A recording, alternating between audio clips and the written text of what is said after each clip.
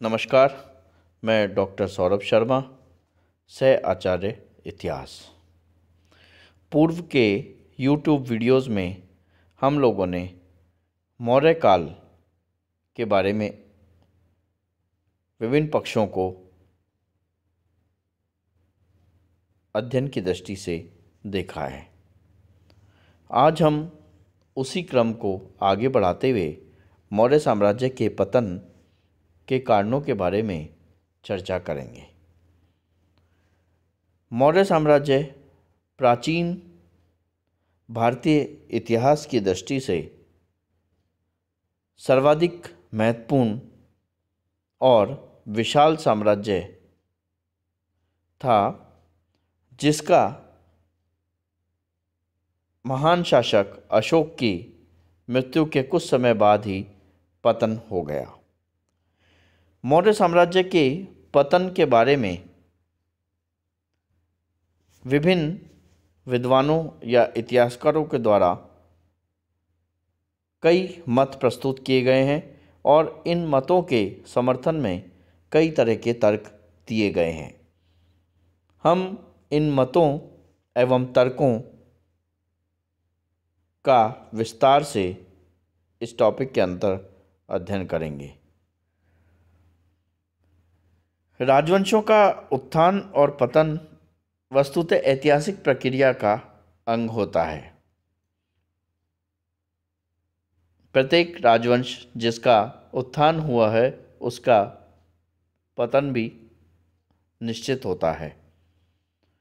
हम मौर्य साम्राज्य के बारे में जो आश्चर्यजनक तथ्य है वो यह है कि अशोक की मृत्यु के बाद आधी शताब्दी के दौरान ही मौर्य साम्राज्य का विघटन एवं पतन हो गया और मौर्य साम्राज्य के पतन के लिए विभिन्न कारण उत्तरदायी माने गए हैं, जिसमें प्रथम कारण के रूप में निर्बल और अयोग्य उत्तराधिकारी इसके लिए जिम्मेदार माने गए हैं। डॉक्टर हेमचंद राय चौधरी के अनुसार अशोक के उत्तराधिकारियों में साम्राज्य का विघटन रोकने की ना तो शक्ति थी और ना ही इच्छा थी।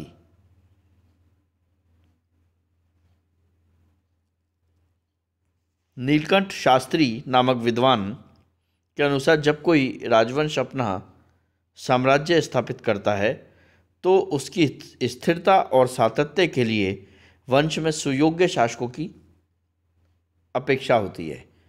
कहने का तात्पर्य यह है कि जब भी कोई राजवंश साम्राज्य की स्थापना करता है तो वो आगे निरंतर बने रहे या उसमें सातत्य बना रहे, उसके लिए ज़रूरी होता है कि आगे आने वाले जो उत्तराधिकारी हैं, उस राजवंश को जो संभालने वाले आगे आने वाले राजा हैं या शासक हैं, वे सभी सुयोग्य होने जरूरी होते हैं, वरना वो साम्राज्य का विनाश हो जाता है।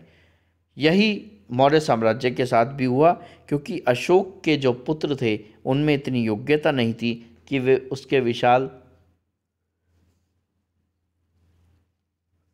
साम्राज्य को संगठित रूप में रख सकें। अशोक की मृत्यु के बाद उसका साम्राज्य विभाजित हो गया था।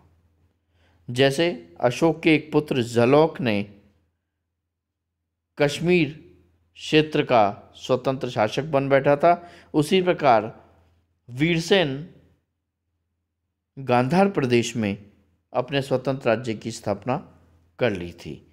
तो इस प्रकार अशोक का साम्राज्य बाद में उसके उत्तराधिकारियों में विभाजित हो गया था।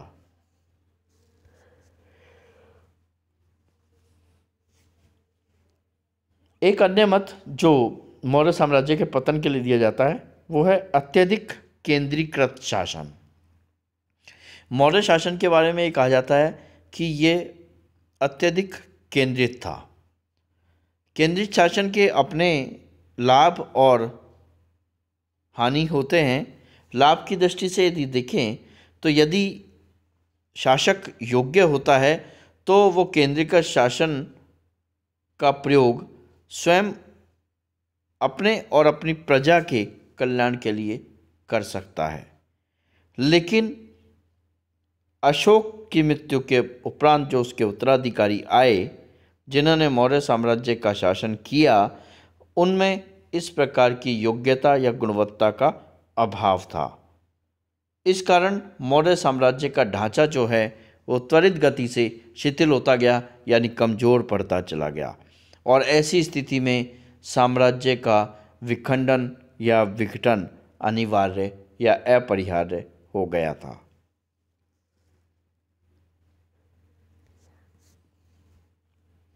एक अन्य मत जो इस दृष्टि से दिया जाता है वो है दूरस्थ प्रांतों में दमनात्मक शासन। डॉक्टर हेमचंद राय चौधरी इस मत के समर्थक हैं और उनका ये मानना है कि ये मौर्य साम्राज्य के पतन का एक मुख्य कारण था कि दूरस्थ प्रांतों के शासक या मंत्री जो मौर्य काल के अधीनस्थ रूप में शासन कर रहे थे, वे अन्यायी हो गए थे। उदाहरण के तौर पर तक्षशिला की जनता ने बिंदुसार के समय में विद्रोह कर दिया था और दिव्यावदान नामक ग्रंथ के अनुसार जब तक्षशिला के विद्रोह को दबाने के लिए राजकुमार अशोक वहाँ पर गया था, तो वहाँ की जनता ने राजकुमार से निवेदन किया था कि हम ना तो कुमार के विरुद्ध हैं और ना ही राजा बिंदुसार के, परंतु दुष्ट अमात्य हमारा अपमान करते हैं। तो यहाँ पर ये बात स्पष्ट रूप से सामने आती है कि तक्षशिला के लोगों को कोई नाराज़गी ना तो राजकुमार अशोक से थी और ना ही राजा बिंदुसार से थी। उनकी नाराज़गी वहाँ के स्थानीय शासन को देखने वाले मंत्रियों से थी, जो उनको परेशान कर रहे थे।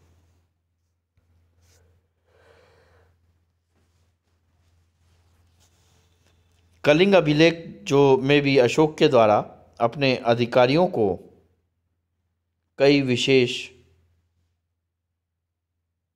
हिदायतें दी गई है, जिनसे भी ये ध्वनित होता है कि कलिंग में अधिकारियों का कुशासन व्याप्त था।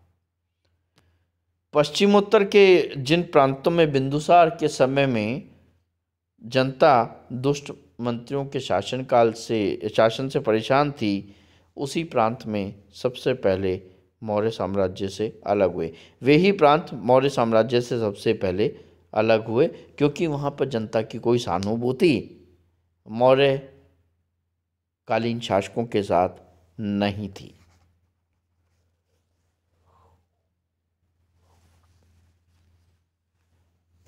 नौकरशाही व्यवस्था की संरचनात्मक कमजोरियां एक अन्य मत जो कि रोमिला थापर नामक विद्वान ने जिसका समर्थन किया है, उनके अनुसार मौर्यों का प्रशासन यद्यपि व्यावहारिक रूप से सुसंगठित था, लेकिन उसमें एक बुनियादी कमजोरी थी जिसके कारण उसका असफल सिद्ध होना अवश्यंभावी था। रोमिला थापर ने नौकरशाही व्यवस्था की नियुक्तियों की निरंकुश प्रणाली की ओर ध्यान आकृष्ट किया है। उसके अनुसार एक सुयोग्य व प्रशिक्षित नौकरशाही राजनीतिक अस्थिरता के दौर में भी प्रशासन को संगठित एवं गतिमान बनाए रखने के लिए आवश्यक होती है। लेकिन मौर्य काल में इस प्रकार की नियुक्ति या प्रतिभा एवं योग्यता के आधार पर नियुक्ति का अभाव था, जिसके कारण से मौर्य साम्राज्य में संरचनात्मक दृष्टि से अनेक कमजोरियां थी जो कि पतन या विघटन के रूप में समक्ष स्पष्ट हुई। मौर्य अर्थव्यवस्था पर भी बहुत दबाव हो गया था। प्रोफेसर डी कौशाम्बी के अनुसार उत्तरकालीन मौर्यों के समय में अर्थव्यवस्था संकटग्रस्त हो गई थी, क्योंकि उस समय में यह स्पष्ट रूप से नजर आता है कि जनता पर नए नए कर लगाए जा रहे थे। उस कार के जो आहत सिक्के या पंचमाट कॉइन्स जो कि मौर्य काल से संबंधित हैं, उनका भी अध्ययन करें तो उन आहत सिक्कों की जो धातु है उसमें भी मिलावट है, जिससे पता लगता है कि अर्थव्यवस्था धीरे धीरे खराब हो रही थी। Professor DN. झा के अनुसार विशाल नौकरशाही व्यवस्था, विशाल सेना के रखरखाव तथा अशोक के निःशुल्क सार्वजनिक कार्यों के फलस्वरूप शाही खजाना खाली होता जा रहा था और इससे अर्थव्यवस्था चरमरा गई थी। अशोक की नीतियाँ। कुछ इतिहासकार मौर्य साम्राज्य के पतन के लिए अशोक की नीतियों को जिम्मेदार मानते हैं। उनके अनुसार अशोक की नीतियों में ब्राह्मण असंतोष तथा अशोक की धम नीति ने मौर्य साम्राज्य को शिथिल बना दिया था। पंडित हरिप्रसाद के अनुसार अशोक की ब्राह्मण विरोधी नीति ने मौर्य साम्राज्य की नींव को खोखला कर दिया था और इसी कारण अंत में ब्राह्मण सेनापति पुष्यमित्र शुंग ने अंतिम मौर्य शासक वृद्धर्थ को मारकर मौर्य साम्राज्य का उन्मूलन कर दिया था। डॉक्टर हेमचंद राय चौधरी ने इसका विरोध करते हुए कहा है कि अशोक की धार्मिक नीति में ब्राह्मण वर्ग का कोई विरोध नहीं था और ना ही हमारे पास ऐसा कोई प्रमाण मिलता है कि ब्राह्मणों ने संगठित होकर अशोक की नीति के विरुद्ध विद्रोह किया था।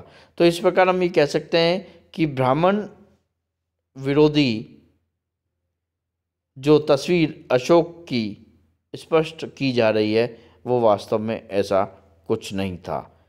अशोक द्वारा बौद्ध धर्म का अनुयायी बनने, साम्राज्य की शक्ति को धर्म विजय पर केंद्रित करने की नीति का पालन करने से मौर्य साम्राज्य का पतन हो गया। डॉक्टर भंडारकर के अनुसार धर्म की नीति अपनाने का परिणाम आध्यात्मिक दृष्टि से शानदार होते हुए भी राजनीतिक दृष्टि से विनाशकारी साबित हुआ।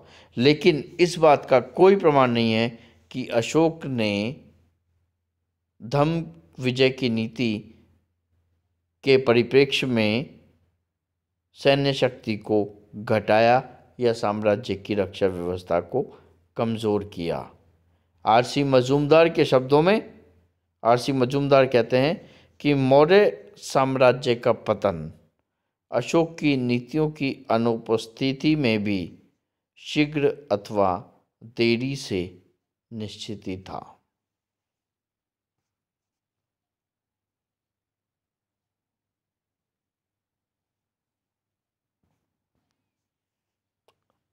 धन्यवाद।